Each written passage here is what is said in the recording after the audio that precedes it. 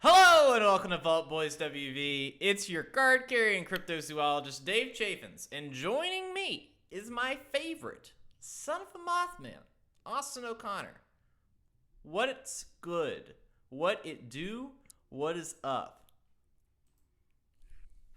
I love that. You're just switching it up every week and you're getting more just loosey I'm goosey with just it. I'm just happy. I'm in general very happy, very Yeah. easygoing. I remember the intro pretty much every time.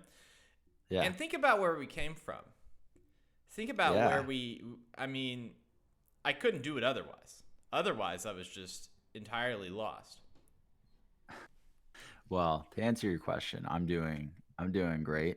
Mm-hmm. I This is a special episode for me.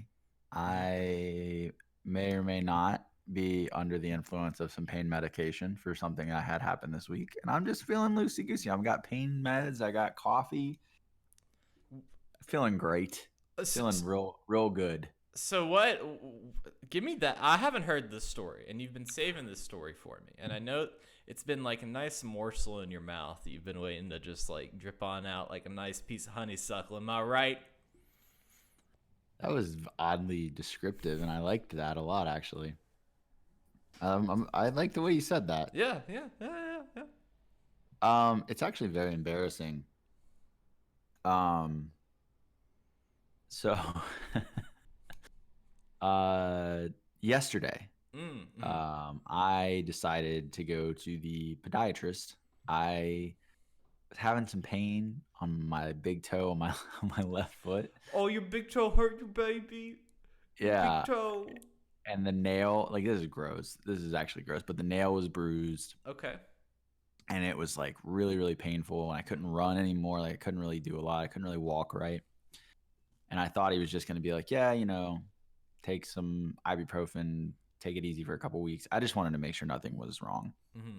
Flash forward like 20 minutes, and there I am with 3 needles in my toe, and he was numbing my foot, and he like ripped the whole nail out, and then like I don't know what else he did to it. He had to do something else, and I was too afraid to ask him what he was doing. Mm-hmm. But he did something like in the nail bed, like something with like where the nerves were in my toe. I don't know, honestly. I have no idea.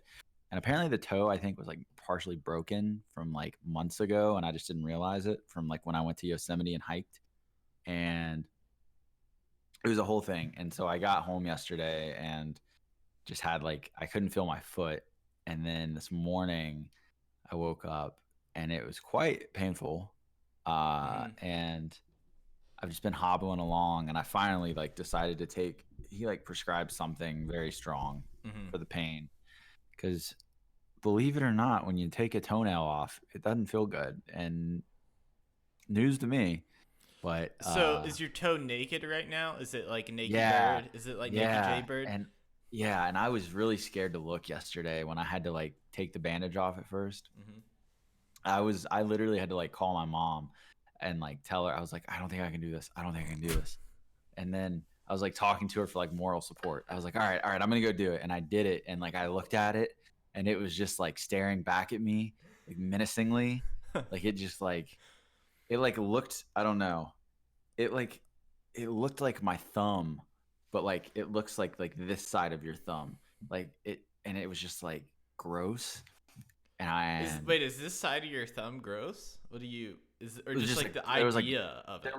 there was like blood, Well, and yeah, yeah. it was just like looking at your thumb but on your foot, because there's just nothing, and it just didn't look real. It I didn't was look like, right. Mm-hmm. this is odd. I don't like Right. this. It's unsettling. Like it looks like somebody made But you like a Play-Doh toe. yeah, it just Uh, looked like when you look at like in a dream, and like your fingers or your toes or mm-hmm. vice versa. Like it's felt like that. So yeah, it's been weird. I didn't expect that to be what happened yesterday. And walking is proving difficult. I don't know if there's anybody else out there that's had this done. You know how weirdly traumatizing it is.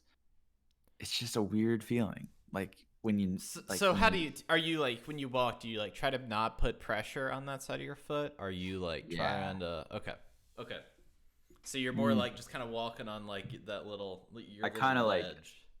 kind of sometimes I like kind of walk back closer to my heel, Yeah. Mm-hmm. but it just sucks because fun fact, I had the same thing done to my right big toe like 4 years ago. Oh, okay. So you're evened out now. Yeah, it's it's weird. I think I'm the only person in my family, Mm-hmm. first person in the O'Connor fam to have both big toes within 4 years of each other. I think that's like deserves an award, maybe like a plaque. I'm gonna get a plaque made, put You up in got my a plaque made that says "Official Big Toe Man." Got yeah big toed. the Golden Toe Award. I don't know.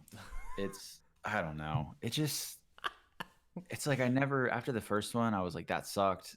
Uh-huh. Glad I'll never have to do that again. So now like I'm kind of scared to say that, but I don't know.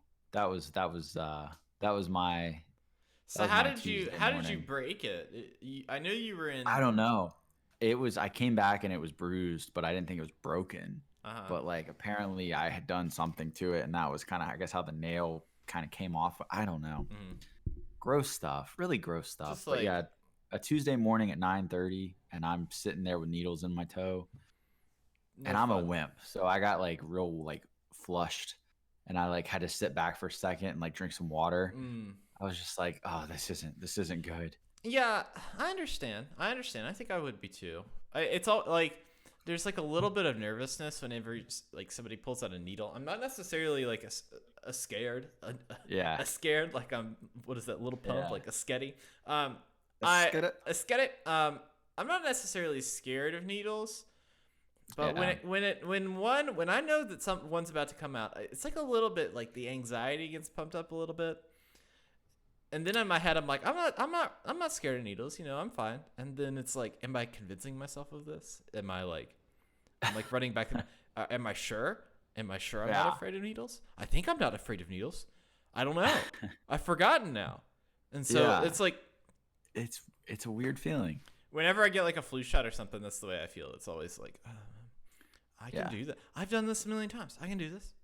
I'm like, I know. You get in your head though. I'm not afraid. But if you keep on saying stuff to yourself over and over again, it's like, Then you start freaking out. yeah, it's a whole mess. It's a whole mess. Mm. Well, I haven't had anything, something that quite literally threw me off balance.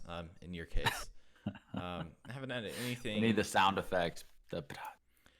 It's one of my better jokes. Like a soundboard. You haven't thrown me off balance here. We need a soundboard. I feel like that we need a soundboard for this show. I need to think of something. I need to I have a keyboard that I guess I could hook in. Like Ferris Bueller it. Right. And then just I could maybe do a live song. I could sing about your toe pain. Yeah. I was thinking that we need like a pep up song. We need like a pep up theme for our live show. When we get here and we sit down and we're just like, all right, gonna get my coffee, gonna get set up, gonna do all this stuff.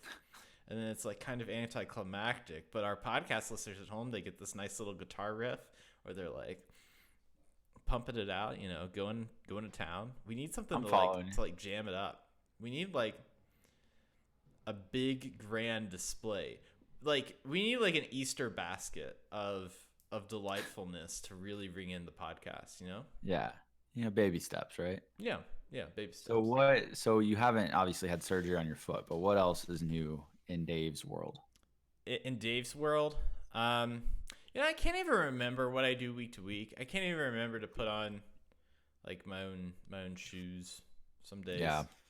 I forget Same. what day it is constantly. Same. It's all just kind of blurry and a mess. Feel that. I ended up doing some mead making. Been back into that. Been making the mead. I pulled mine from. It's been 3 years since I did my first round of mead, and I pulled it, and it actually tastes okay. It's not like great. I'm not like holy crap, this is great. But I went. Mm-hmm. I had to rebottle it because there's like if you don't know what you're doing, which I didn't.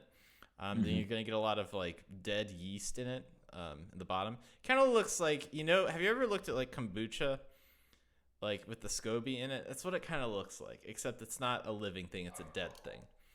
So I had to take out all of the all of like a third of each bottle, and condense them down into actual bottles. And now it's like crystal clear, nice and clean. It actually tastes all right. It's not, again, like it is. It's like drinking a Bud Heavy for mead. You know, like you go and when you have just like a regular beer, you're like, this is a regular beer. I'm at a party. I'm having my regular beer. It's like when you go to the Olive Garden and you order a Chardonnay, you're like, Yeah. this is just white wine. Yeah. It's a Chardonnay. That's kind of how the mead tastes. So I'm curious to do. I'm gonna do some more of it. I'm gonna do like a lavender batch. I feel like lavender would be good. Okay. I might go pick some. You're exploring out, broadening your mead horizons. You know, I'm just trying to be an independent businessman here. You know, have some artisan goods. I respect that. I've been doing that. I've been woodworking. I do woodworking now, Austin. Yeah. That space, we had a basement space that we used to record in, kind of laid into it. The murder basement. The murder basement, yes. Now that's a wood shop. I'm not very good, as in I haven't done that much, but I have done many, as we call them in our house, personal platforms. As long as you're having fun, that's really all that matters. I'm having fun. I got a miter saw. Yeah. That's kind of fun. Less likely for me to cut off a hand, foot, arm. So that is also true. We want you to stay safe. Yeah, not gonna lose any toes on this one. You know, gonna keep all my toes. I don't know when you'd have. I guess you could if you dropped a saw and it was still going. But the time it reaches the floor, I think you're fine. I mean, unless just like the blade falling on it. But it's got those blade covers. See, this is the thing. Let's just have like a woodworking show. Let's see. We could be like a woke. Time. Yeah, we're like a woke tool time. You know? We just make like woodworking. We woodwork like like shapes of cryptids, but like seats that have like Mothman eyes. And well, have I told you my Halloween idea? I don't think I've told you my Halloween. You did, yeah. You mentioned it did in last week's episode, I think, with the cryptids and like decorating the house, right? Yep. Gonna make a Mothman. Gonna make a Flywoods monster. Gonna like paint him, set him out. Because all of these, some of these houses like really go all out for Halloween, and I'm a big proponent of Halloween. I am like a very big. It's probably my favorite holiday. Just for I agree with that.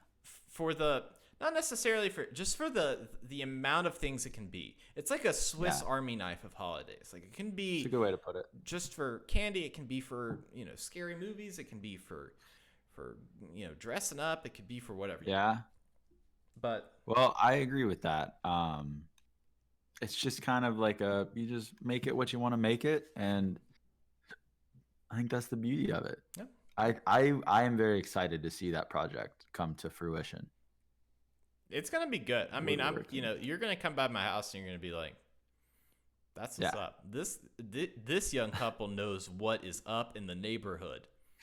You could end up on like a Now This Facebook video where it's like, oh my god, this young couple in West Virginia is taking Halloween to a new level, and it's just like the text over the video, like B-roll of you all. And there's like some footage of me talking, but it's not actually like they're not like doing any subtitle of me talking. It's just like there's like a backstory. It's like in December of 2019, blah blah blah. Dave decided, some like fake deep message of why you're doing it. Right.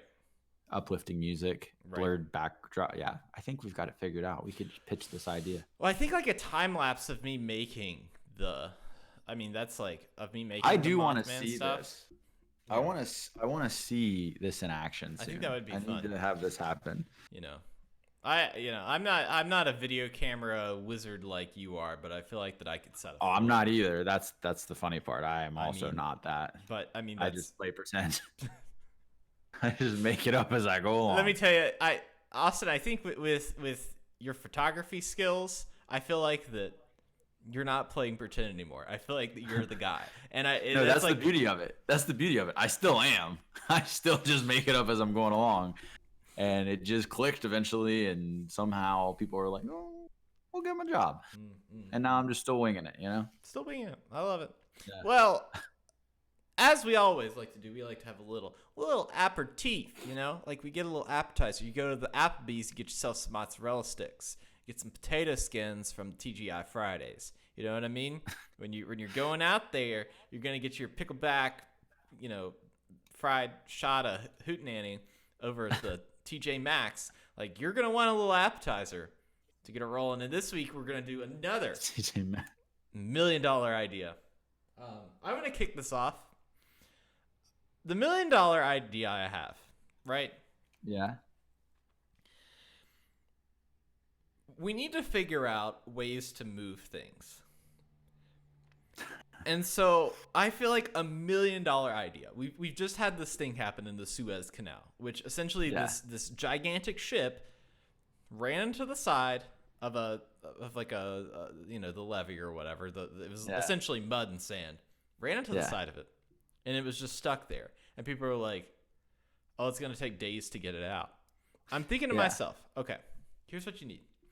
You just need a really big truck. That's all you need. Is okay, forget 18-wheeler. Like, we're doing like a real chonky boy. You know what I mean? Yeah. Like, you remember the big baby? You remember that meme where it was like the kid that, like, a real like chonky boy. And all it does is it like, so when you have the when you're trying to build something, they have those like things that ascend. What do you call them? They're not like a crane, but you stand on them, they press the little button, and it shoots them up. You know what I'm talking about? It's like a platform you stand on, and then you press the button, and then it elevates you. I don't know like the a name. Cherry picker? Yeah. Something Okay. that extends. And at the end of it, like, I'd imagine, like, when you see the people that are standing on the domes, they're standing on the pillars with the little staves, and they have like the cotton ends of the stick, and you're trying to beat each other with them. You remember that? Yeah. Like, at the end of everything, you're gonna have one of those to kind of protect the thing. And then all it does is this truck just sends all of those up, shoots them out, and then they just drive. And that's easy enough that if something is in the water like that, you're gonna be able to move it, and you're gonna be able to go through it. Now, on the opposite end, you're going to need a boat, right? Because here's the thing. As we all know, let's get our physics lesson here. An object that is in motion will stay in motion, right? Right. So you're going to have the same idea, but a boat, right? Because you got to need something for it to fall up on. So, like, there's this kind of, like, movement of motion. So, like, you've got to accelerate your car with the ends of the big Q-tips, Car with big Q-tips that's going to push the boat out. And then you're going to have another boat with all of the big Q-tips. And then that's going to kind of let it, sit. Because if you just have the car with big Q-tips, it's going to go into the other end. Right? You got to have your defense there. Let me talk to it in terms you understand. You have your offense and your defense. And if you don't have a defense, then your offense is just going to, shoot the puck in the goal sticks. You know what I mean? Like, I am trying so hard to follow this. And I did before you threw that in there. So you got to have two. You got to have two. You got to have two. You got to have two vehicles kind of putting forces against each other. And let me tell you, if everybody had that, if, like, let's say give them one per country, and maybe you would have like a sharing program, like a ride share program between. Because how often? Right. How often do you need that? And let's just think about, like canals. We'll just have them for canals. So really, like, where do you need them? You need them in, like, Spain, probably Monaco. Yeah. I mean, Morocco. Monaco is a different place entirely. You need them in, like, New York, like up there. They have, like, the Erie Canal, right? That's a thing. Right. You just need them those places as, like, an emergency vehicle. And I feel like that is, if somebody took the time to design, the big Q-tips on the, because you don't want it to be hard, because you don't want to, like, put some holes in the boat. Right. That's the idea behind the Q-tips. You don't want to put, like, a metal thing in there because you don't want to, like, jab it through. You got to have like Q-tip. Right? I mean, if I came at you with like a metal rod and poked you, probably wouldn't feel good. But if I came at you with a Q-tip, got the Q-tip, got the soft touch, set, right? It's nice. Then you're set, right? Yeah. Just like give you a nice poke. If I started pushing you with, like, a good handful of Q-tips, like, it wouldn't be that bad. But if I had like a big metal, like some sort of press or something that I was like pushing Yeah. against you, that wouldn't feel that good, you know? I mean, here's a Yeah. great way to think about it. You get a stethoscope I put on you, right? And that's like a metal thing, and they're pressing that against you, and you're like, breathe. What if instead that was Q-tips? That would feel much better. wouldn't be cold. It wouldn't be cold. No, Wouldn't take my breath away. it wouldn't take your breath away. So that's my $1 million idea. Okay. It's elaborate, I know. Mine is the opposite of that this week. Okay. Hear me out. Okay. This is very specific. A phone case, Mm-hmm. but for your toe. Now you may be thinking. Okay. You may be thinking, a phone case for your toe. Singular, plural? Toe So- / toes, or just toe? Just toe. Just toe. Okay. Could be toes. Okay. You could get more than one. Okay. For situations like mine today, I would have to imagine that it is common among podiatry to have to remove a toenail from someone. Mm-hmm. It happens. And so far, all we've got as a solution afterward is put a Band-Aid on it, wait it out. It's going to hurt. Mm-hmm. But things happen. Like this morning when I tried to shower, I almost cried 3 times, casually. It was quite excruciating. It wasn't a good time. I cannot recommend doing that. Mm-hmm. Because as I learned, no matter which way I move my body with the water hitting, Mm-hmm. there's going to be water dripping directly onto that toe. Mm-hmm. And it hurts Mhm. really bad. There's a lot of nerves.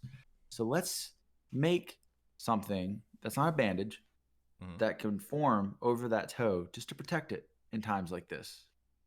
So you're not having to keep wrapping a Band-Aid. Let's just enclose that toe. It's kind of like a cast, but clear. You can still see it. You just pop it right off when you need it. You know what I mean? Well, okay. So does it have to be clear? I mean, preferably it would be clear because then you can still see your toe and it doesn't look weird. But like you want to get wild with it, put some flames on the side, decorate it like a Nintendo DS like we used to back in the day. Like you just, whatever you want to do with it is fine. But clear would make the most sense because then it almost blends What if if I want to put Squirtle on that, slap a Yeah. nice Squirtle sticker on that and call it a day. Like that's Yeah. Like you put, I would have put like a My Chemical Romance sticker on it or something. Yeah. But like I want to just have that and you just like click it on your toe and then it protects it like water seal and everything. You know what I mean? Okay. And this could actually probably exist already somewhere more than likely, but I started thinking about it and how bad that shower was this morning. I was ready to just kind of chop the whole toe off at that point. Like I was just ready to embrace that idea. Mm-hmm. Tomorrow I'm just going to be standing like Captain Morgan with my like one leg kind of out of the shower and I'm just gonna like lean into the shower. I mean, to try to get or that you done. could fashion yourself one. Like you Yeah. could fashion yourself. I mean, Because it needs to be hard enough to block the water. You know what I mean? Like I could put like a plastic bag, but if that water is gonna hit the toe, because like you said, it's just naked. right. You know what I mean? Right. It's So just what naked. if? So okay, let me think about this. So what if you got like a nice like pencil holder or like a like I don't know, like a singular utensil tray, like just for like one utensil, like forks, like just like a little tray, Yeah. and then take a and I'm not talking about like Kroger store plastic bags. I'm talking about like some like medical grade plastic bag and wrap Yeah. it around it and make it into like a nice sock for yourself, that like you could just like tie it, like you could just get like a piece of string or something and just like tie it up in your ankle Yeah. and call it a day, because you don't want it to Yeah. be like cumbersome, Right. but for some certain situations where you need to not have shoes on, or you need to like have it kind of loose and goosey, like make something that can be like that. Right. And that's like, it's a shame. Like if it was like one of my smaller toes, I could just fashion like the travel toothbrush things that clip over you can like open it and put your toothbrush head in it and close it. Yeah. I could just kind of put that over the toe. But with a big toe, it's just harder, But that's my $1 million idea. I think that it's going to be a very like specific target demographic for that. Right. Mostly just, older people and then me, Mm-hmm. because apparently I'm prevalent for So this you to think that's happen gonna at this be like point. an off the shelf kind of like you've got your different brands of toe protector. Is that what I is there think, like a name yeah. that you have just like toe protector? You do want like a Like toe jam. Just call it toe jam toe jam? Okay. because you jam your toe in it and then you close it. You know what I mean? I do know what you mean. Toe jam. I love it. Yeah. So that's probably already trademarked by some other device or cream or something for your toes. So I can't claim it yet, but ideally that would be what it is. That's what it is. Well, I mean, Yeah. anything that we say on this podcast is legally binding. So, I mean, if it's not already, Yeah. that means that this is. That means it's all is. Yeah. So. Yeah. Ah, Yeah. wow. My idea. Wow. What a world you're living in, man. It's like Yours was cooler. Getting the boats out of the Suez Canal is cooler. Well, then I got into Q-tips, and like in my head, when you're saying all this, I'm like, well, what if you line the inside of that with Q-tips? Q-tips, endless possibilities. Endless possibilities. People don't utilize like the idea of Q-tips enough. Exactly. And not just like the full Q-tip, like just the little edge, Mm-hmm. that's like firm enough to do something, but not too firm to not do something. So, did you see on Spotify that someone made a playlist called "Songs to Listen to While Stuck in the Suez Canal"? I did not see that. There were some good ones. "Oops," "Anthem for the In Between," "Stuck in the Middle." Let's see, "The River Won't Flow." Did they get boat drinks by your favorite artist in the entire world, Jimmy Buffett? Buffett didn't make it, but "Send Me on My Way" by Rusted Root made it, and that one made me smile. So before we drift away, "Rolling in the Deep." I mean, there's a lot of jams on there, but that made me realize how fast the internet works. Yeah, that's true. Everybody like gets together when there is like a common thing, a common theme. We just band together. Everyone does it. Well, we decided that we kind of wanted to talk about some creepy stuff, like kind of some wild stuff. You know what I mean? Like that's how I would introduce. I just want to talk about odd stuff, shit. just like some weird stuff. Yeah. And so you kind of prefaced me with a little bit of something from delicious little ear holes. The morsel out of the honeydew, as I would say before. I want you to kick us off with a funny little tale. Yeah. So we obviously have a history of talking about just really weird stuff, as you say. Creepy stuff, cryptids, lore, folklore, like different, just weird things that happen in our world, sightings, this, that, and the other. The other day I was driving to work and I was listening to a podcast called Lore, and it's really good, but I picked up something that like blew my mind. And then I kind of looked more into it, and it was just like, I don't understand how it's not talked about more. And that was kind of this creepy but very real thing that I wanted to bring to your attention. Okay. I'm hoping you've never heard of it. I just wanted to see what you thought about this. So, like, I think that we both know, like, supply and demand is a very that's how the world works. Supply and demand. That's how like everything works. Before you start, I want you to do your Aaron Mahnke impression.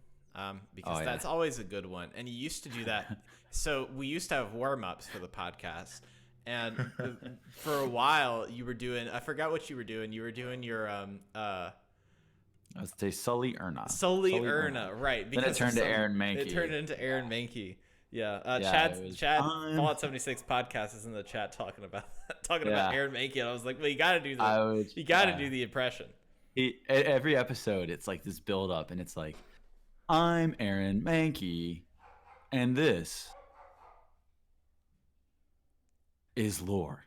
And it's like the most dramatic, like drawn out thing. And it just like kills me every time, because it feels like every episode there's like a millisecond more in between before he finally gets to it.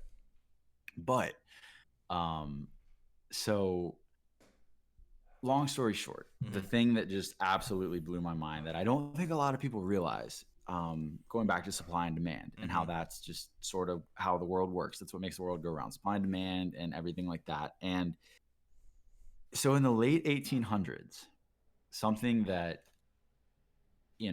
I never would have thought of that would affect a lot of people is the supply and demand of cadavers for medical schools and medical students. So in the late 1800s, it was not nearly as hard to get a medical degree as it is now. Like now, you've got like 8+ years of extra school after college and this, that, and the other, and residencies and all that stuff.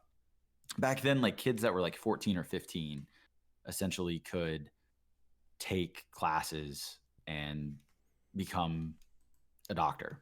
And, like think about how immature we were at 14 and 15. Like these kids are like becoming, I mean, at that time, maybe a little more mature at that age because they're sort of forced into it, but still 14 and 15-year-olds practicing to like get a profession, to like get a that's pretty young. I mean, generally, like any age is pretty young, and generally the degree that you walk out of college with is going to be useful in like maybe your first job, but after that, it's entirely unuseful. Exactly. Yes. So there were a growing amount of students and prospective students joining the medical field in the late 1800s. So many that there was a shortage of cadavers and human bodies that they could practice on and learn from. And it got so bad that I'm just not even like going off of the thing I wrote down, but it got so bad that a lot of these medical schools and professors and even the students were becoming like grave robbers. They were body snatchers. They were taking freshly dug graves and they were taking the bodies from them in the night, like secretly, to practice on because they needed them. They had no other way to practice on a body.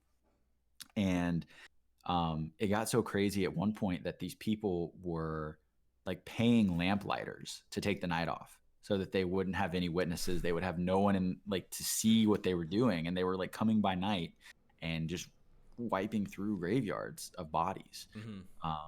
And they had to work fast because they didn't want the bodies obviously to decay too bad before they were able to work on them. So like winter time apparently was prime time for this because it would snow, especially in like New York, Philadelphia, like more northern cities. It would snow and they could leave the bodies outside and keep them fresh and then work on them. Like I said, there were clubs that were formed, like secret societies of like body snatchers to just provide these medical schools with bodies. And obviously the public became quite outraged at this when they heard about it, and it was affecting a lot of times like disproportionate, like a lot of more poor communities were being targeted because in a lot of cases they didn't have the social standing to really fight back or have a say in it, and it was sort of overlooked by a lot of governments. And at times there were mayors of cities that were in on it. They were being paid to just kind of turn the other way and let them do it. And they would target, sailors maybe that didn't have a family, that were, no one's going to come looking. Like they were very like, it was just very, they had to keep tabs calculated on everyone. Yeah. They had to keep tabs. It was so calculated. And they were paying people to kind of keep an ear to the ground on like, like this person died, they're about to bury them. Like be ready for this fresh grave. Like they had a whole system in place. And the weirdest, like wildest story that I heard, and then I also kind of looked more into, was there was a child that there were some children playing next to a hospital, and the child, I think it was in New York, he climbed up to look in the window because he could see like I guess like a dismembered body part in the window, and he looked in and there was a doctor who was working on something, and he had like he had just an arm. He was just holding an arm, and he turned to the child and he like waved it at the kid, right? And the hands like flopping, and the kid clearly is terrified. And apparently the man was working on the child's mom who had just died. Oh no. Like he was like doing tests and learning with his mom's body. And so the kid told his dad, they dug the grave up. Sure enough, the body was not there. The dad got a mob of angry people and went and they basically took every cadaver out of the hospital, attacked some of the students and the staff. And then I believe they also marched to Columbia University because they also, med school, this, that, and the other. And fun little historical tidbit, Alexander Hamilton was waiting on them to try to get them to turn around and go the other way and not cause any problems. So Hamilton maybe was in on it. I don't know.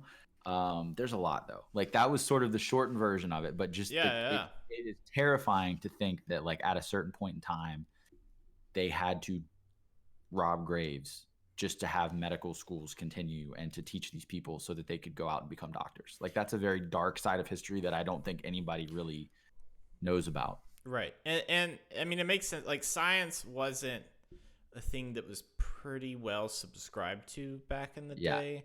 Like, even, and I mean, we're talking even up to like the 50s. Like, science wasn't a thing that it obviously was a thing that existed, and there were plenty of scientists and people that had like, these highly skilled professions, but it wasn't widely accepted by the populace. Like, I don't understand. Like, I don't understand. Like, back and forth how like when I take like an ibuprofen, how that makes like a headache or like a sore muscle go away, but it does because I trust the science behind it. And there were years of studies that went behind that like I think we take for granted that these people, like it always blows my mind to think about like the first people to experiment with this stuff and like how, I mean, like you said, it's like mind blowing. I don't get how it works. I just know I trust it, like you said. Right. And it's just wild to think, on one hand, like it's disturbing, like they're just taking people from their graves. And a lot of times I'm sure people had no idea that their loved one was not in the grave that they are visiting every year. And it's just terrifying that they were doing that. But on the other hand, like if they don't have a way to practice, the doctors are going to suck and more people are going to die. So it's just like what do you do in that situation? Right. And my thing is like, it's scary to think about like,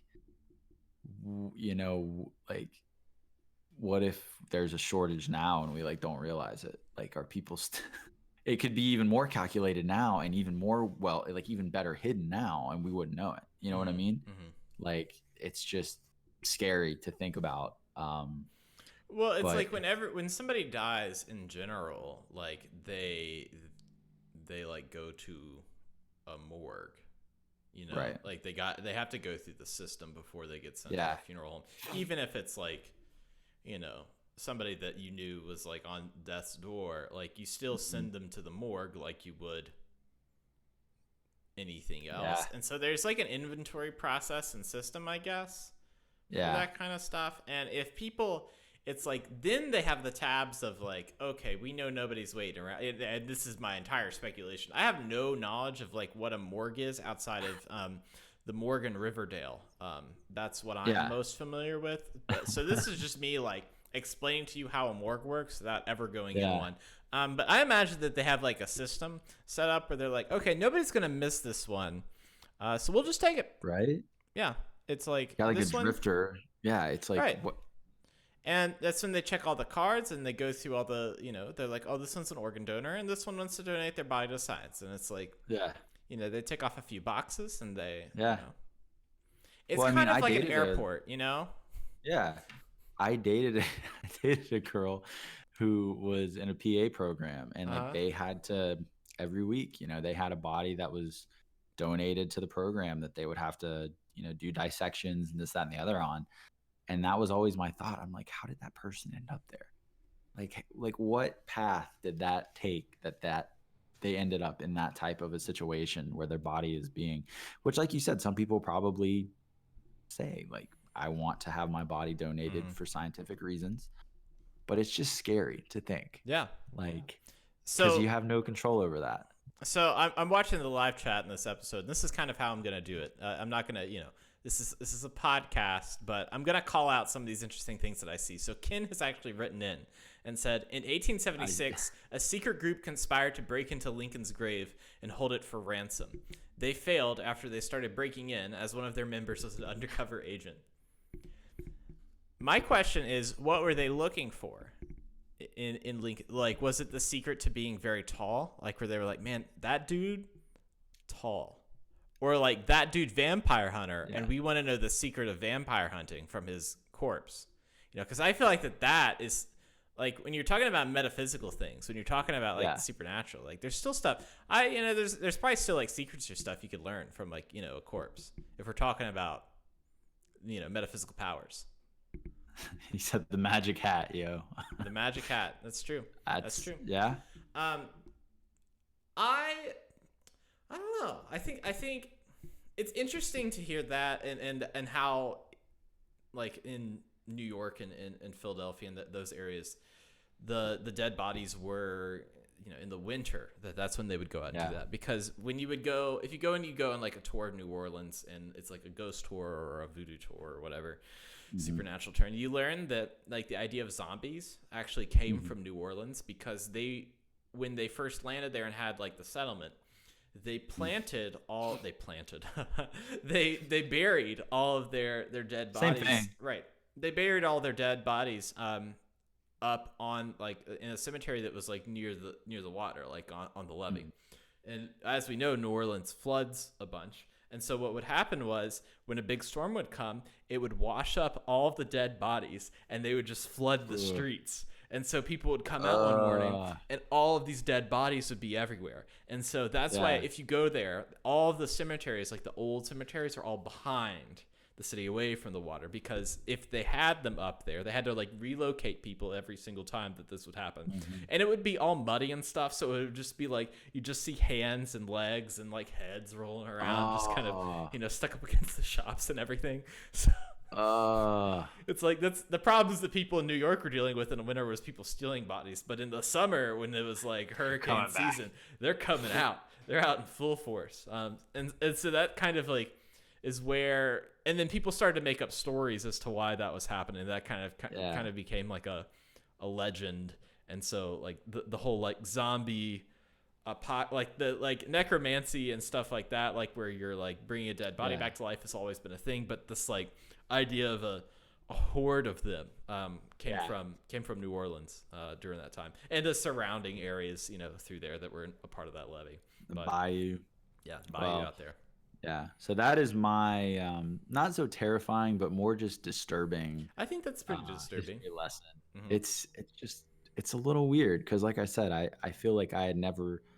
That's a part of history that I think is very often overlooked. Like, I've never really heard of that before, but that's, like, a big deal. I think that's a much bigger deal than anyone ever talks about. Like, no one ever says anything about that. But that's a dark part of history for sure. Yeah. And it makes sense. Makes sense to me. So what do you have? I want to hear what you have. So I have gotten. I go for my second dose of the magical COVID vaccine next week. 2 weeks after that, I'm gonna be gone for a week. Or at some. I don't remember when. But I'm gonna be gone. And I am going to be on vacation because I'm going to the magical land known as Disney World. Fun times. Very excited for Disney World. Oftentimes, I'm always interested in things that Disney has done in the past that isn't around anymore. So I don't know if you've seen this, but they have, I think it's 20,000 Leagues Under the Sea was a ride. I forget the number of the leagues. There's an amount of leagues under the sea, based, like the title of the book or I don't remember. Anyways. And you are sent into this submarine, and you go through a lot of the things in the book. Like, it's kind of like an aquarium ride, but everything's done. Like, there's, like, kind of wacky prop stuff built into it. It kind of feels like BioShock almost, in the way that it's presented. But it closed down. They closed it down, and I think they put something else in there. but people have been able to remake it in VR, and so you can go online and watch it in like VR. So you can like go to YouTube right now and look up. I think it's on Defunct Land, which is a really great YouTube channel that talks about a bunch of defunct like theme parks, roller coasters, that kind of stuff. And it's like documentary series. But you can go through that and you can watch the whole ride. They've recreated it in VR. It's really cool. It got me thinking about like, okay, what else is Disney doing? You know, what else is have they just like left in the dust? And I looked up and they were like, oh yeah, Treasure Island. And I'm like, okay, Treasure Island. Yeah. I'm familiar. I'm familiar with Treasure Island. You know, like, you know, the book and everything.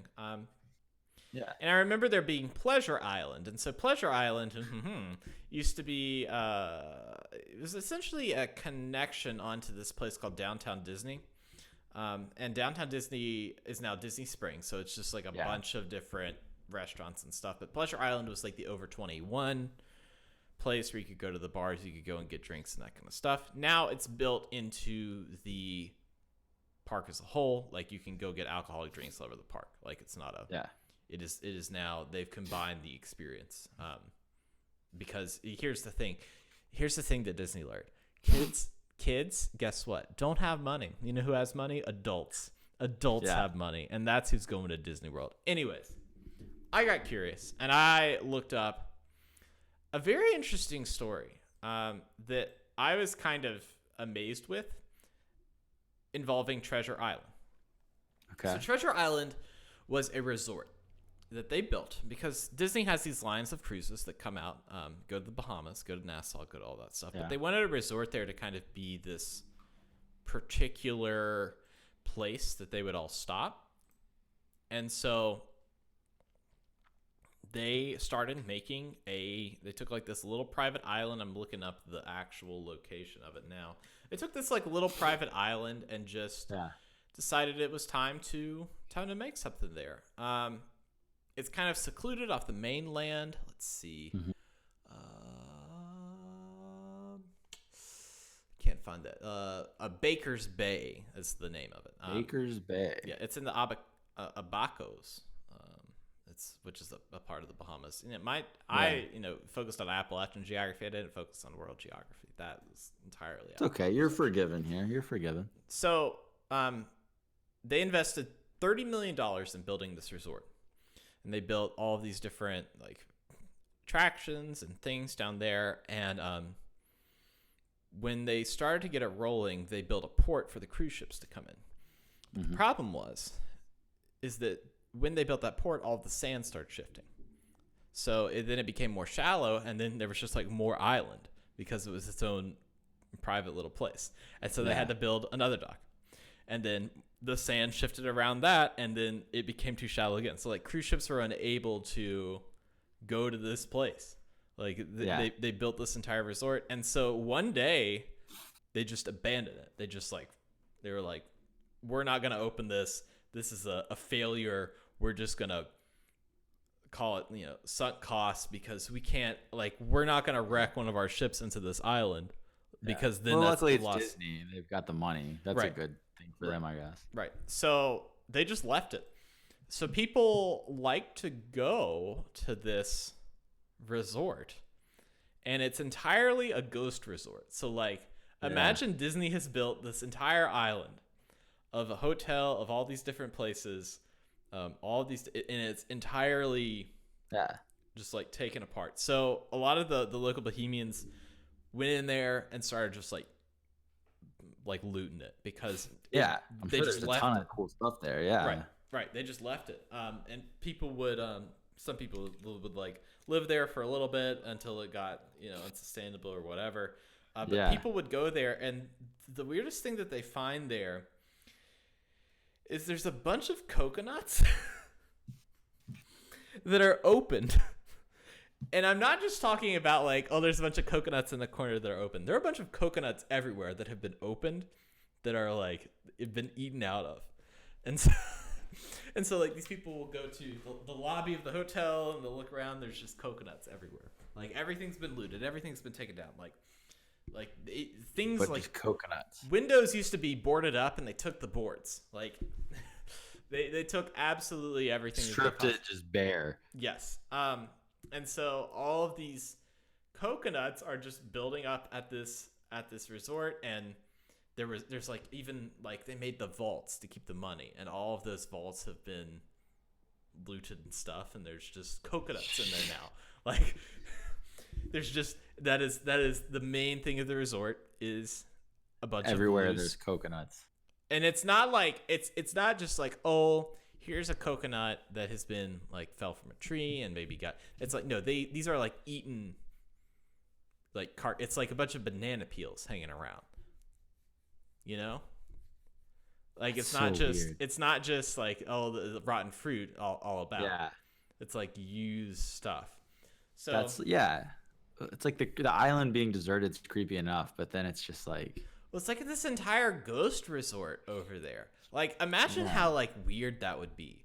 Like going to like a broken down Disney resort that nobody has like actually used or been in. It just got built and immediately abandoned. Like even if Disney World empty would be creepy enough, but like put that on an island isolated, and that's like 1,000 times scarier. Well, I feel like that's like some like prime like movie shot locations. If you can get, I mean, outside of the OSHA stuff, you know, but is OSHA in the Bahamas? We don't know. But probably the Screen Actors Guild is, and they have, you know, probably some ideas behind that. But imagine the setting as if you were to take a movie and just been like Zombie Island and just set it there and used all of those like real life. Yeah. Wouldn't that be cool? Perfect. Yeah. You don't even have to do that much. Just like everything's already creepy enough. Just leave the coconuts too. Just go with the flow there. And that's like, it makes me think of like Jurassic Park. Like the fact that like they did it and then they just like left it. So. But yeah, I don't understand why they left it in Jurassic Park. Why the hell did they leave that stuff there? Like they just like dropped it off. And then, okay, so they dropped it off in the first one. Like for Jurassic Park 1, they were like, okay, you know, Jeff Goldblum takes his shirt off and they all fly away. That's the whole segment. But then in 2, they come back, you know, because they're looking for, I think they're looking for like a particular dinosaur to do research that these dinosaurs were something. And then the InGen people were like, oh, we're going to come get you because we want to get the T-Rex for our exhibit in San Francisco. Anyways, you don't need a plot summary of Jurassic 2 or 3, which I think was a similar premise in itself. But then they came back for Jurassic World, and they're like, oh, yeah, there's a theme park here. It wasn't successful. You know what we should do? We should build a theme park. That would be great. That would be a great idea. What a great... It's like learn your lesson. Yeah. I don't know. And we won't remember Jurassic World Evolution. We won't remember that because that movie never existed. I saw that one. Yeah. It never existed. It didn't happen. Just didn't happen. I see here that Ken said Disney has the best urban legends. I did see like an article the other day about like other ones like from like inside the park and different things like that are creepy.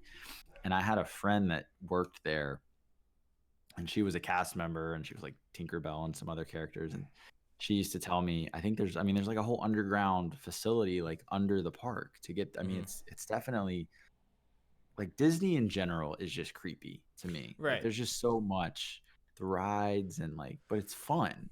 But there's so much potential for just terrifying shit to happen. Yeah. Well, I mean, they built that park on a swamp. And then technically where you enter is probably like the 4th floor, you know? Yeah. Like there's so much stuff underneath you that it's just like you're so elevated at that point you don't even notice anything. But yeah, I've been in the back lots of Disney World when I would do the band stuff, you know, because they always have like, you know, they bring in the marching bands from all across the land. They do like a parade every so often, but I would go in the back lots there, and that was always interesting, kind of seeing it was mainly cast members, as they call them. And so it was like Woody walking around, but he's holding his Woody head in his arms, and it's just like talking to people because, you know, you're not actually going to talk to anybody with your big old Woody head on. You know what I mean? And then I know that you can, if you have they're not doing it right now. We checked because we were looking into it. But if you have a day park pass, you can actually go on a tour. and it's like how Disney World works. And it's like you're gonna go to the Undercroft or whatever they call it. Like you're gonna go all these places and like get a full tour of the facility of how they do it all. Like kind of the a peep behind the magic.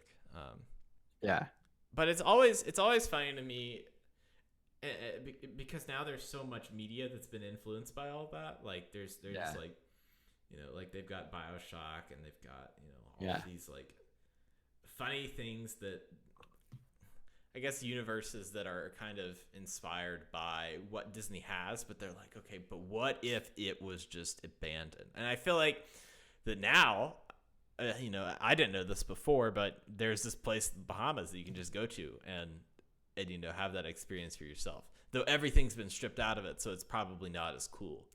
There's probably not some like giant like overgrown Mickey Mouse statue, but that would be kind of cool, Did you, this like makes me think, did you ever hear about, I think it's in North Carolina somewhere, the old like Wizard of Oz themed, like it was just like a Wizard of Oz theme park in the mountains of North Carolina, and they abandoned it. And there's still like a yellow brick road that goes up through the mountain to get to it. It's probably absolutely terrifying, but amazing to see. If that's a thing, Austin, we're going to go there. I think we have to. I'm fairly certain it's in North Carolina, and it's just like it was in like the 60s or 70s, I think, that it was like a thing. And they still have the yellow brick road that winds into the park, like, and it's like in the mountain, I think. I'm pretty sure. I'm curious about that because here's the thing about the Wizard of Oz is when I was a kid and up until I kind of learned the truth, I just thought it was a fun movie, but it turns out it's not just a movie, it's a book. And it's not just a book, it's a book series. There is like a bunch of stuff that Frank L. Baum wrote. Yeah. And it's all like just crazy. Like did a bunch of drugs and I'm gonna write all this stuff, and it's like wild times. It's very much it is not like all Tolkien-y. It is very experimental.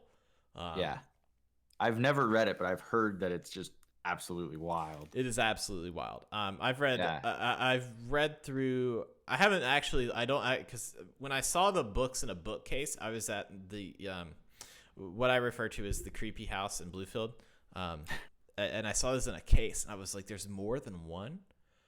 Yeah. And then I looked up an e-read version of that. Yeah. Some wild shit going on. Wild stuff. They've been doing a lot of stuff in that Yellow Brick Road, They've been up to some real naughty business. How did they get the flying monkeys? Like, you learn, and once you know, unfortunately learn. Yeah. Once you know, you can't go back. Your knowledge base is just changed forever. Yep. So we've got body snatchers and abandoned island theme parks. What a day. It has been a day. Somebody has snatched your toenail. People have been snatching bodies. Yeah. Snatched my dignity. I can't even walk now. People been snatching things from the abandoned Disney World Resort. Yeah. Leaving coconuts. Yeah. That's like anti-snatching. That's like gifting. It's like the sign that's like leave nothing but footprints, but they leave nothing but coconuts. Like shells. What do you call them? Yeah. Shells? You call them coconut shells? I don't know, actually. That's a good question. Carcasses? What do you... I don't think I like coconut that. Carcass. But that's more fun because of alliteration. That sounds like our next band name. Coconut Carcass. Yeah, that's our next band name. That sounds like a heavy metal indie rock band, Yeah. Coconut Carcass. Like a Midwestern heavy metal indie. All sorts of... I like it. Yeah. I'm here for it. I love it. But yeah, what a day we've had. Well, at the end of each episode, there's always something that I like to ask you and any guests that we have is, what are you excited for? So, Mr. AOC, A-Dog, I'm going to make up all kinds of names for you. What are you excited for? I am excited for tomorrow because I'll be fully vaccinated. Getting that second shot of Moderna tomorrow. I'm fully prepared to feel like ass for like 36 hours, but I'm ready for it. Um, and then I get to go see Dixie this weekend. That's Get to fun. go have Easter dinner with her because she's vaccinated. Well, she had a wild time. I saw on the Twitters. She went to DC and got Flip to see all people sorts off of. on the subway. You know? Yeah, her daughter flipped her daughter off on the subway. There's a picture of that. Saw the cherry blossoms. Faked riding a scooter for a photo because she just wanted to give the people that, you know. Right. Yeah. Wanted to let the idea simmer out there, being like, maybe I rode the scooter. You know, that's more fun for people to think. Be like, is Dixie on a scooter? And like, maybe I was. Maybe I was. Yeah.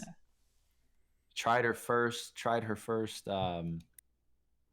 like street vendor, like street truck cheeseburger. Said it was amazing. Said it was one of the best cheeseburgers she's ever had. So it's high praise from Dixie. But yeah, I get to see her this weekend, so I'm excited for that. Excited for the vaccination. I'm pumped about that. What are you excited for? So I'm excited for a particular video game. A video game this week came out. And I played a little bit of it. It had been recommended. I think it came out originally in 2019, but it finally came out in the PlayStation, so I wanted to play it. It's called Disco Elysium, which is a funny name. So it is like a tabletop kind of RPG where you play a detective, and it's not like a you're fighting a bunch of people. So far, it hasn't been, but it's more like you're solving cases. And you're trying to go through and solve this murder and talk to people. But every time you try to say something, it's kind of like Fallout. You have a % chance when you roll a dice if it's successful or not. So like, I want to, empathize with this person. Is my empathy level high enough? It's not. And so I'm just going to say something really stupid and kind of mess up. And it's funny because normally in games, there's like a good, bad, I guess, morality scale where it's like, okay, I'm going to say good things and be a really good guy. Or there's like, I'm a terrible person. I am evil and I'm going to, conquer the world or whatever. In this one, it's more like I am going to act like an upstanding detective and do things right, or I am a complete mess of a person. It's not that I am evil. It's just that I am a complete and total mess of a person. Yeah. And like, you walk around and the whole point of the game is, I guess the beginning of it is you wake up and you're really drunk the night before and you don't remember anything about yourself. And so you're like you're piecing together the pieces of your life and absolutely trying not to make a mess of yourself. But it is very hard not to do that.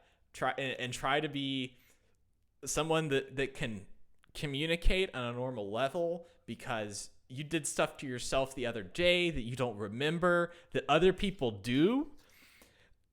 And just like basing an RPG around that premise alone. And I played like one day. And so a day is a pretty long time. And so I'm like, I go to a broken window and like, I'm like, I'm looking at this window. I can't, it's like somebody must have punched it. Did I punch it? I don't know.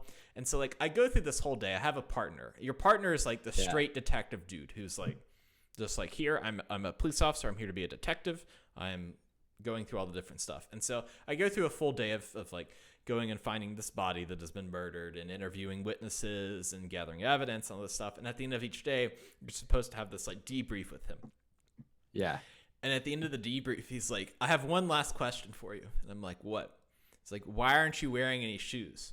And I didn't realize that I had not been wearing shoes the entire day. The whole day. And so I like, it's a very aware game. Like, you're like your options are like, this is part of my penance, or like, this is how I always do it, or I'm trying a new style. Like the dialogue options are rather funny. And then I go back to my room and I find one shoe and I'm like, where the hell is my other one? And I go back to that window and I'm like, I'm doing more like, cause you level up. And so you have more ability to analyze things. And you're like, okay, I didn't throw a chair through this window and I didn't punch this window. It's gotta be like something that went through it. And they're like, maybe it's the shoe. And you go around to the other end and it turns out it was the shoe. Like all of that has me excited. Sounds like it's up your alley. It has me excited to play more. I'm excited to play more. It seems like a really fun time. Well, good. I'm excited. I need to check that out. That sounds like fun. I'm ready to like absolutely try to be not a mess. It's like a game where you are you are 100% trying, but you inevitably will be a mess. Though I want to do another That playthrough story- where I'm just like unabashedly a terrible, like disgusting person. Yeah. That's the story of my life. It's cool.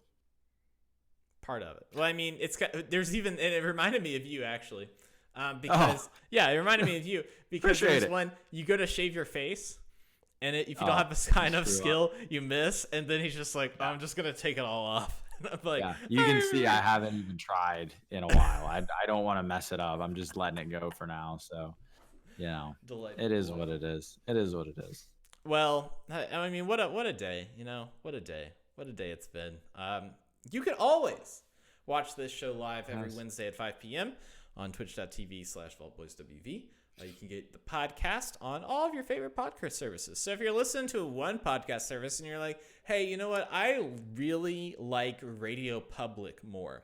And that's a real program that we're on, that if you wanted to go listen to us there, we're not sponsored by them, but you could go and listen to us there because we're on all the Spotify services, Anchor, Google, everything, iTunes, on all the things.